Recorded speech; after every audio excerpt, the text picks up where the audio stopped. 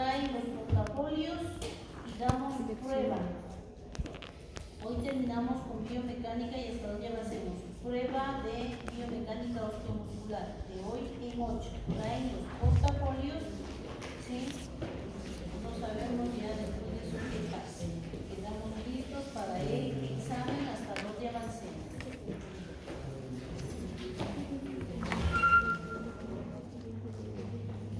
Listo, empecemos. Clasificación de los cuerpos según Robert.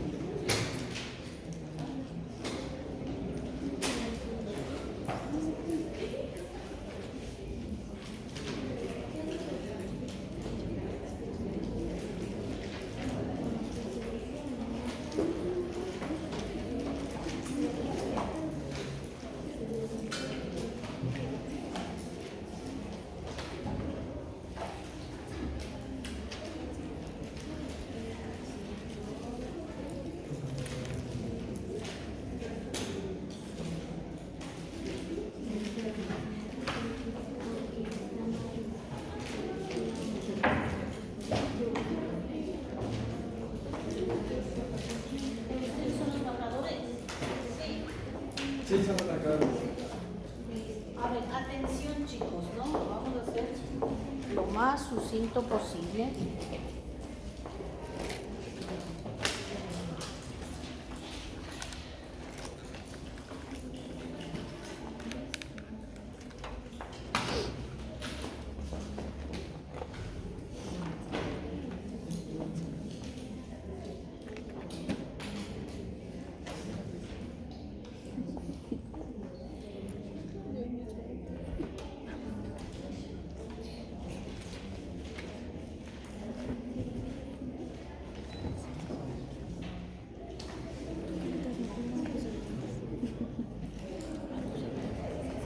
Bien, Robert Hooke es un físico, o fue, mejor dicho, un físico. Robert Hooke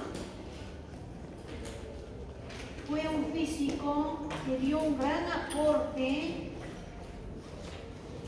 a la clasificación de los cuerpos para poderle ubicar cuáles son las características físicas del músculo. Y él divide en dos grandes grupos. A los primeros les llama cuerpos o sistemas perfectamente elásticos, y a los segundos les llama sistemas elásticos o cuerpos plásticos, pero son perfectamente elásticos. Y acá, elásticos. Entonces nosotros debemos analizar cuáles son las características de cada uno de estos grupos para saber en cuál de ellos se ubica el músculo. ¿Sí? Entonces, las características de los cuerpos perfectamente elásticos, eso puedo explicarlo con un ejemplo. Él dice, él observaba que si tiene un resorte en reposo, él observaba que en reposo este cuerpo tiene una longitud del reposo. Y si a este cuerpo le tracciona, le somete a una fuerza, él observaba que se deforma la longitud. Entonces hay una variación de la longitud inicial del cuerpo por efecto de la fuerza. ¿sí? Le deformó la longitud. Y dice, y aquí tenemos todos estos cuerpos: caucho, alambre, cobre, oro, hierro, bronce, etcétera, etcétera, etcétera, ¿sí? Entonces, y él observaba que al rato en que le suspende la fuerza, el resorte regresaba a su posición de reposo en este sentido, por el mismo camino donde le aplicó la fuerza, ¿sí? A toda acción, una reacción. Entonces regresaba por el mismo camino. Entonces dice, gráficamente esto implica, si yo tengo aquí la deformación, acá la longitud y acá la fuerza, esto significa que si yo aplico una fuerza, el cuerpo se deforma. Si incremento la fuerza, el cuerpo se deforma. Y dice, esto es un asunto de directamente proporcional. Entonces él dice, la fuerza que aplico al cuerpo está siendo directamente proporcional a la deformación. Entonces dice, ¿por qué? Entonces cita 3 características. Dice, aquí tenemos, esto obedece a que son cuerpos o sistemas inorgánicos, en donde la fuerza es directamente proporcional a la deformación. Y tercero, que las constantes de dilatación no cambian. Las constantes de dilatación no cambian. ¿Pertenecerá esto el músculo? ¿Será cuerpo inorgánico? No. ¿Sí? No pertenece a este grupo. ¿Sí? Entonces vamos a analizar las características del sistema elástico. Entonces él directamente toma un músculo en reposo, le mide la longitud en reposo, le tracciona, le aplica una fuerza y el músculo se deforma. Hace esto. Se deformó, entonces hubo una variación de su longitud por la presencia de la fuerza. Pero observen esto, en el momento en que suspende la fuerza, el músculo regresa a su condición de reposo en ese sentido. No así como regresa esto, por el mismo camino. Entonces el músculo regresó por otro camino a su condición de reposo. Entonces dice, gráficamente tenemos,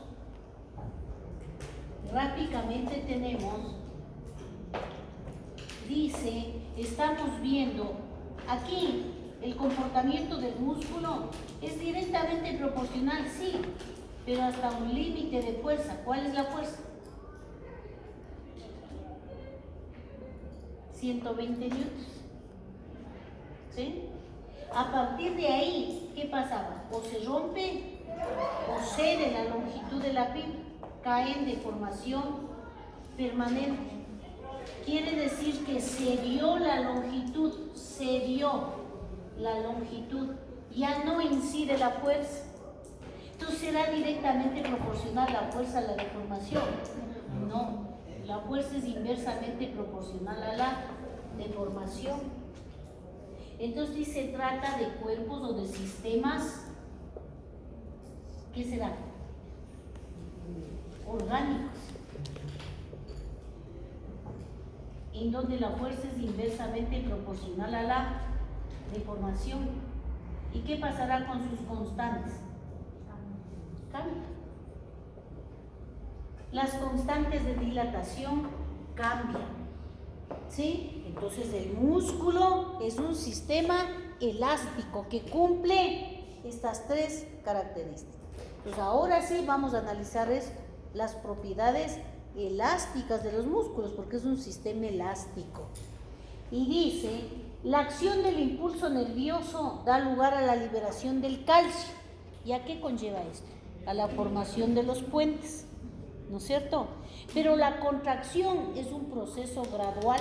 Se van integrando varias unidades motoras. ¿Para qué? Para satisfacer la fuerza exterior, ¿sí?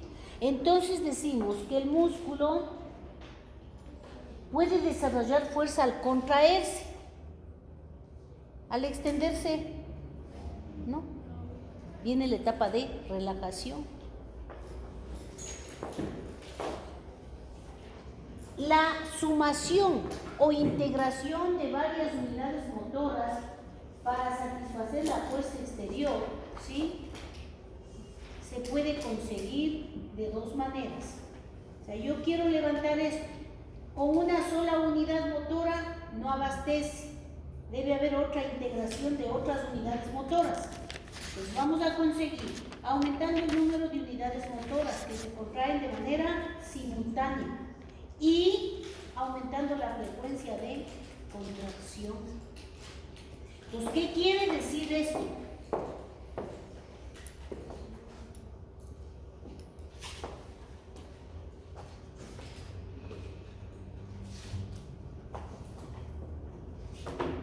Si el sistema nervioso central envía una señal eléctrica débil, vamos a ver que se contraen las unidades motoras pequeñas. Si el sistema nervioso agranda o intensifica la señal, vamos a ver que se contraen las unidades motoras grandes. Agrandando la señal, van a contraerse las grandes. A este comportamiento, las grandes pueden desarrollar una fuerza de hasta 50 veces más que las pequeñas. Este comportamiento de que primero se contraen las pequeñas, agrandamos la señal, se contraen las grandes, se le conoce como el principio del tamaño. Principio de tamaño. Las chiquitas son más picosas. ¿A qué se debe? Y no me creen. ¿A qué se debe? El principio del tamaño se debe a que las unidades motoras pequeñas son más excitables que las grandes y se excitan antes, ni de que llegue el estímulo. ¿Sí? Entonces, por eso veo que buscan a las pequeñas unidades motoras. ¿Sí? La frecuencia de contracción va aumentando progresivamente. Mientras más el estímulo sea tan seguido, ¿a dónde le lleva el músculo? A la tetanización, ¿no es cierto? Entonces, ya la contracción parece uniforme, parece una línea recta. O sea, las ondas pierden amplitud cuando el estímulo es tan seguido. ¿Sí? Esto da lugar a tipos de contracción: activa, pasiva, isométrica e isotónica. Sin embargo, atención, sin embargo,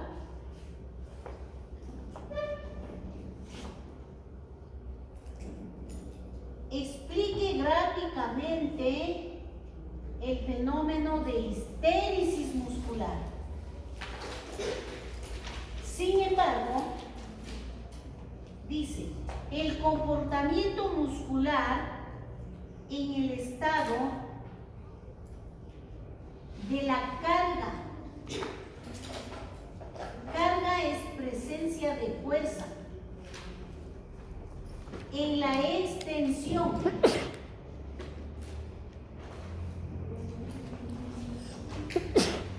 Carga es presencia de fuerza.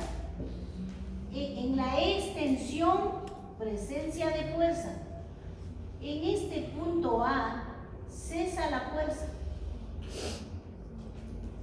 ¿Y qué tiene que hacer el músculo? Regresar a su condición de reposo. ¿Regresará por el mismo camino? No, hace esto. Entonces, sin embargo, Dice, en la carga y en la descarga. ¿Qué será descarga? Ausencia de fuerza. En la carga y en la descarga o en la distensión, ausencia de fuerza. Los estados intermedios de carga y descarga no se superponen, no regresa por el mismo camino. A este comportamiento se le conoce como histéresis muscular. ¿Sí? Histéresis muscular. ¿A qué se debe la histéresis muscular? A que el músculo es un sistema elástico y viscoso. Cumple esas tres características. Si la longitud del músculo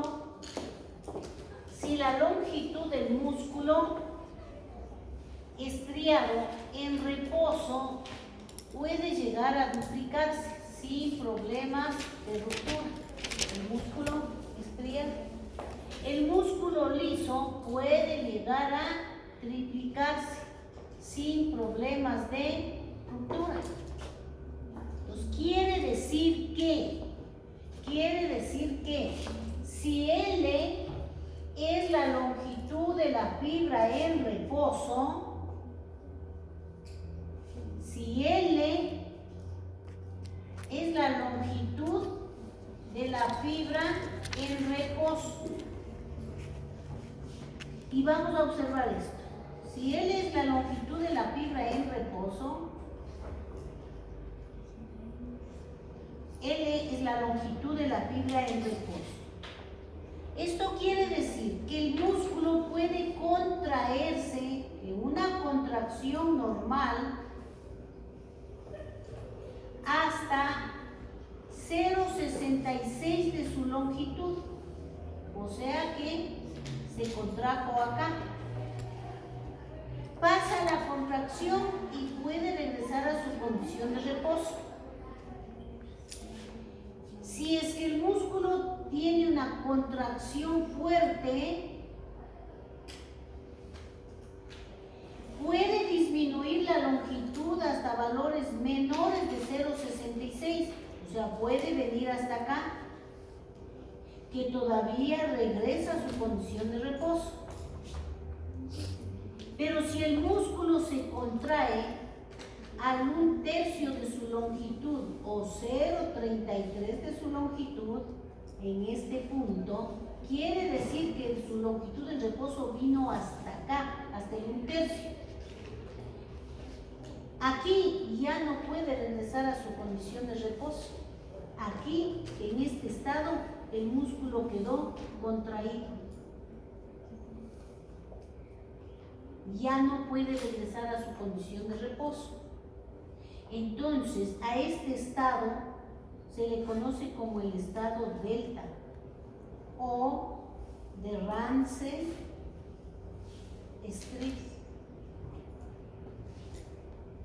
Ramsay-Strix. ¿Sí? En este estado, en donde queda contraído el músculo, hay una alta producción de ¿qué? De ácido láctico, porque queda contraído y le dolerá hasta morir. ¿Sí? Calores producidos durante el proceso de la contracción.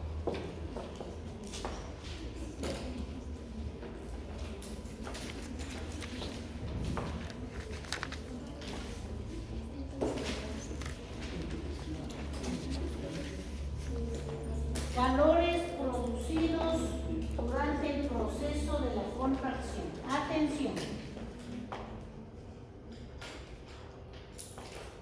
La contracción muscular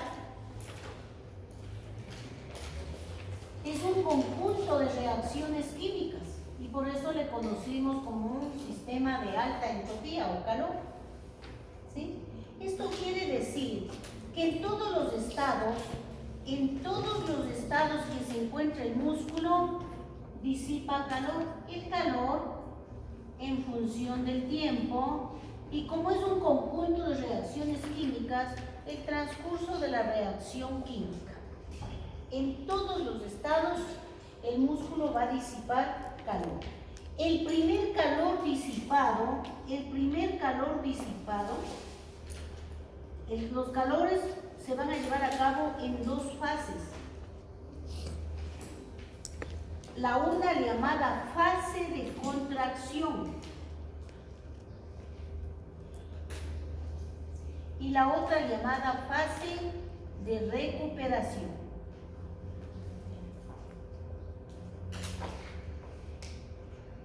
El primer calor en disipar se llama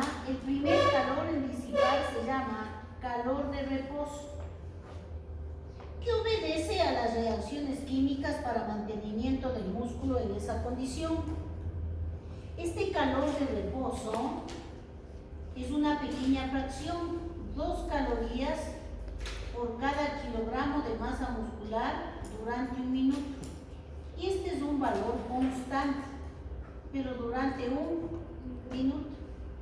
Entonces el calor de reposo depende exclusivamente del tiempo que el músculo esté en esa condición. ¿Sí?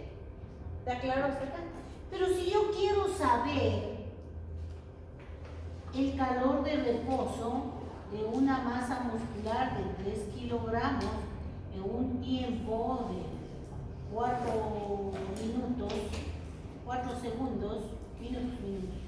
4 minutos,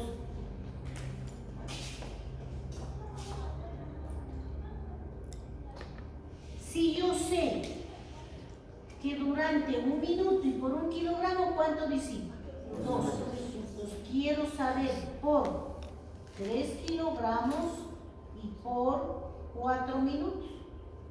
Minuto con minuto, kilogramo con kilogramo. El calor de reposo sería 3 por 4, 12 por 2, 24 calorías. ¿Sí? Seguido de eso, entramos en la fase de contracción. La fase de contracción está conformada por los calores inicial, que se divide en calor de activación más calor de contracción o acortamiento. Calor de activación más calor de contracción o acortamiento. Como esta fase de contracción disipa gran cantidad de calor, se le llama a esta fase como un sistema de alta entropía. Como un sistema de alta entropía, o es conocida también como la fase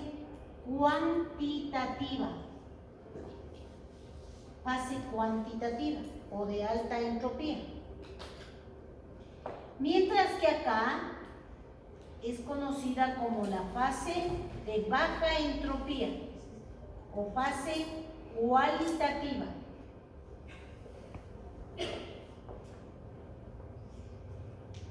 El calor inicial es una pequeña fracción.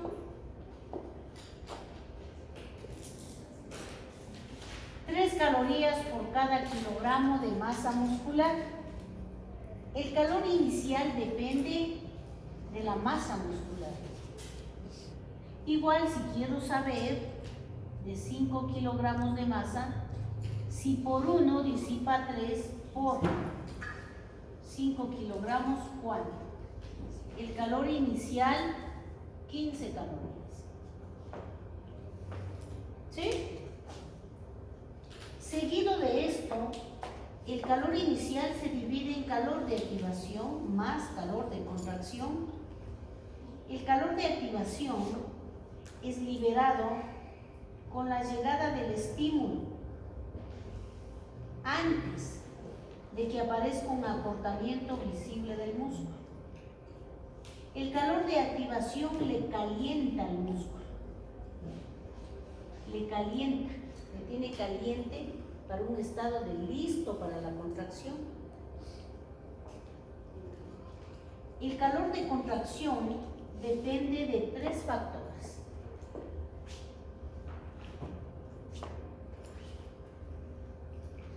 de la constante de acortamiento que viene expresado en calorías, del área transversal que viene expresado en centímetros cuadrados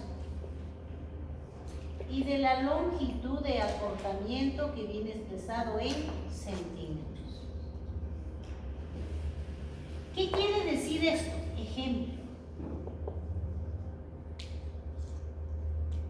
Que si yo tengo una área de 1 centímetro cuadrado, área transversal, por este centímetro cuadrado se acorta 1 centímetro, longitud de acortamiento. Y por esta área y por este acortamiento disipa 0.146 calorías, constante de acortamiento. Seguido de eso, entramos en la fase de recuperación, la fase cualitativa, es poco calor. El calor de recuperación se divide en 2 fracciones.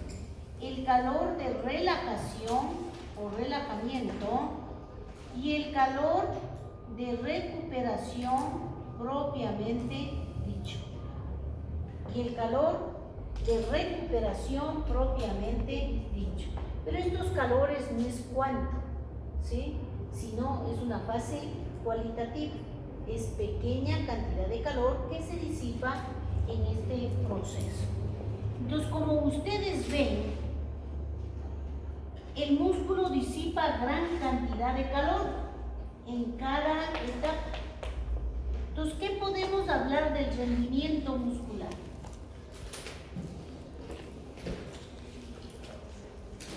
El rendimiento muscular, si nosotros definimos que la contracción muscular es un conjunto de reacciones químicas y durante este proceso disipa gran cantidad de calor, supongamos que para este proceso está asignado 100 calorías.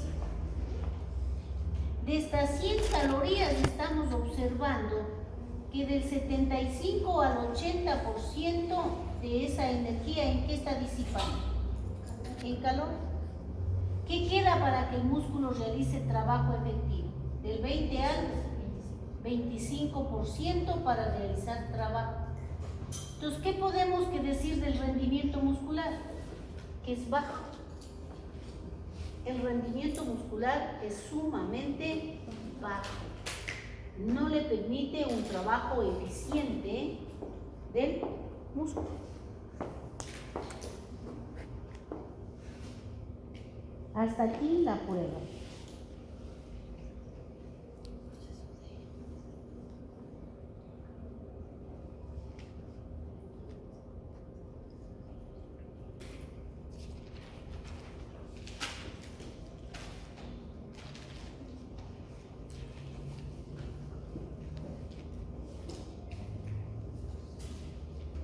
Entramos al nuevo capítulo bioenergética. Bioenergética.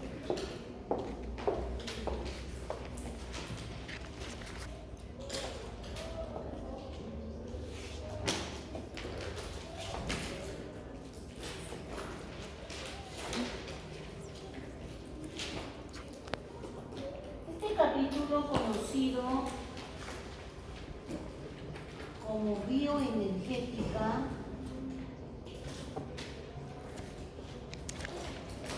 conocido también como termodinámica biológica, conocida también como termodinámica de los seres vivos. Vamos a entender, como le ubiquen a este capítulo, bioenergética, termodinámica biológica, termodinámica de los seres vivos.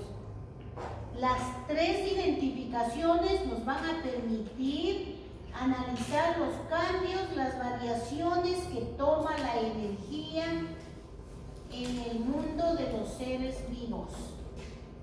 ¿Sí? cómo la energía va transformándose en función de las necesidades celulares. De esto se va a encargar la termodinámica biológica o bioenergética. Pero debemos entender que la energía juega un papel importante en este capítulo. Energía. Entonces la energía en este capítulo es una categoría. Es una categoría, ¿por qué? Porque va a garantizar la vida de todos nosotros. ¿Sí? Y a ustedes siempre lo han manifestado y han dicho que la energía, ¿qué es? La capacidad. ¿Para qué? Para realizar trabajo biológico, trabajo fisiológico. Quiere decir que sin este trabajo biológico que dependemos de la energía, ¿qué estaría en peligro? La vida. Entonces, la energía va a dar lugar a movimiento de masa. Entran nutrientes a las células, sale desechos. Para este transporte, para este trabajo a nivel celular, ¿qué necesitan? Energía. Entonces la energía es importante para todos estos escenarios fisiológicos, biológicos. Como la energía ni se crea ni se destruye, solo se transforma. Pero aquí caemos en un escenario en que las células no producen energía. Y al no producir energía va a depender ¿de qué? De mecanismos. ¿Sí? La célula no produce energía, pero cuenta con adaptaciones, con mecanismos para capturar del medio ambiente, procesar y transformar en función de sus necesidades. Pero ¿por qué la célula no produce energía? Atención. Para que haya flujo, entonces la mitocondria es un centro productor de energía o almacenador de energía. Almacena la energía. Entonces decimos que para que haya flujo de energía debe haber dos sistemas, dos fuentes. Una fuente alta, hablando energéticamente, una fuente alta,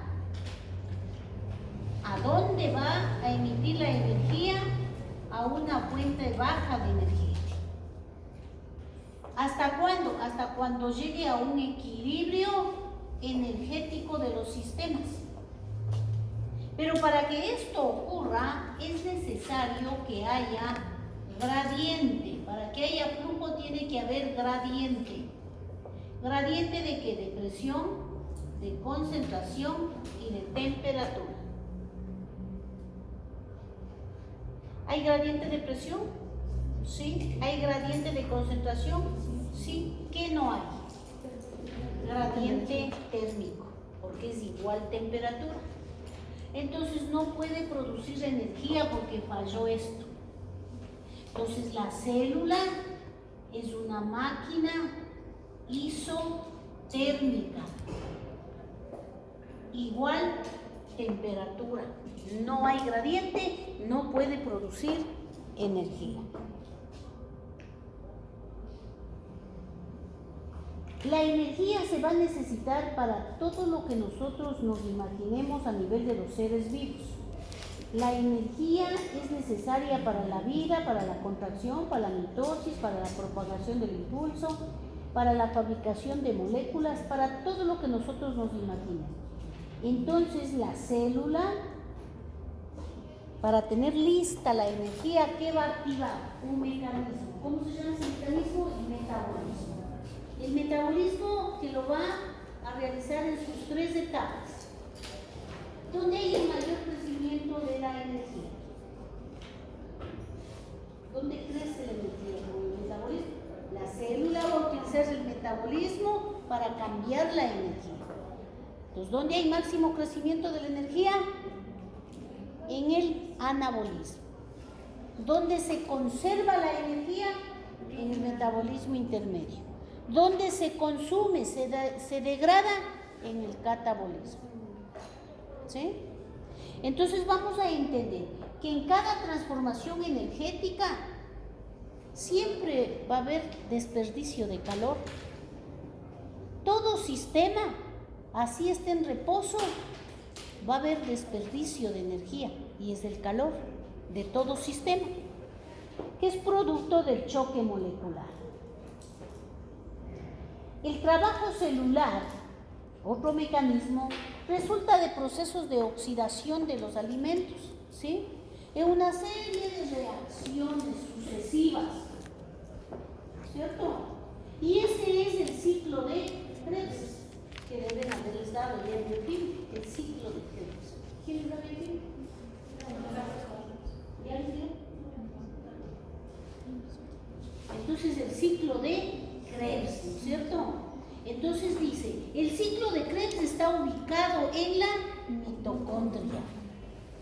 Entonces, desde el ciclo de Krebs parten muchas reacciones en cadena, ¿no es cierto? El ciclo de los ácidos cítricos, de los ácidos tricarbónicos, y como es un ciclo, sigue degradándose. ¿Entrará en qué? En reacciones biosintéticas. ¿Cuáles? Guaninas, antinas, pirimidinas, lípidos, grasas. Entonces, de todo este ciclo se va a hidrolizar y va a proporcionar energía que va a hacer uso de la célula para el funcionamiento. ¿Sí? Entonces, este ciclo de Krebs está ubicado en las mitocondrias.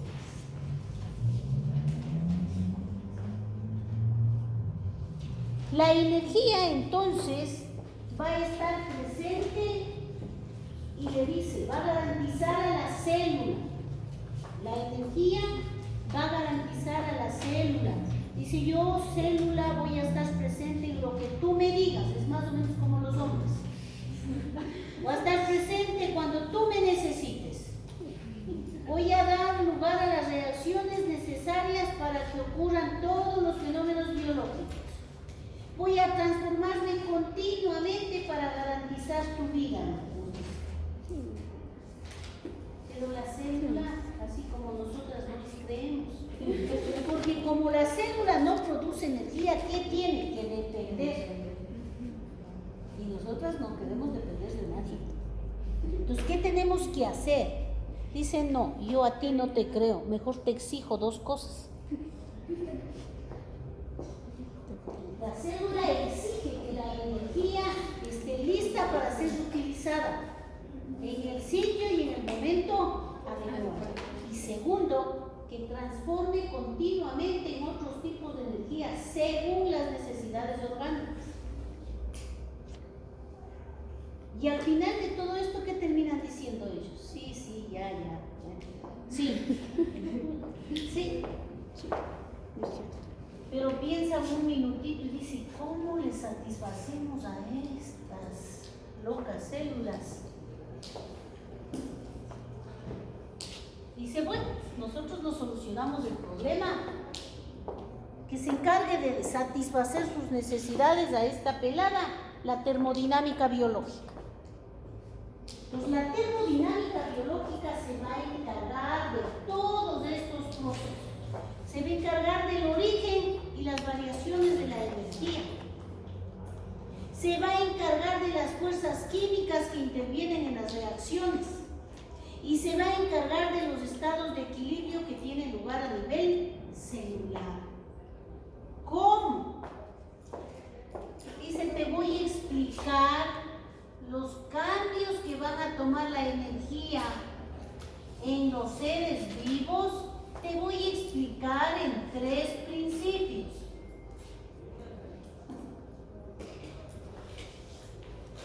Entalpía, su símbolo H. Entropía, su símbolo S. Y el tercer principio, orden y desorden.